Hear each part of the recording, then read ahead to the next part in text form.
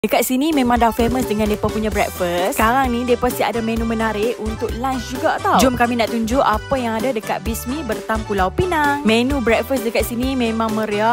Jom kita tengok. First kami try dia punya mi kari udang ni. Kuah dia memang pekat, berempah, berlemak.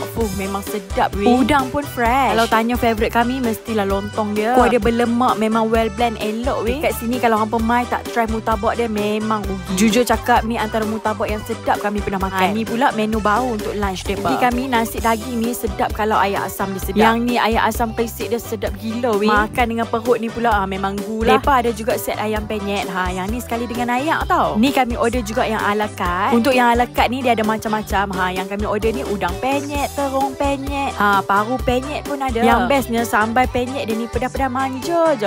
Bila kita makan tu rasa puas. Sampai rasa nak bertambah-tambah lah nasi tu. Dekat sini ada macam-macam jenis ayak lah yang hampa boleh order. Semua refreshing. Setiap hari mereka ada buat bubuk free tau. Kalau hampa main makan sini, jangan lupa ambil. Bagi kami, insyaAllah hampa akan puas hati kalau hampa main makan dekat sini. So, hampa jangan lupa singgah.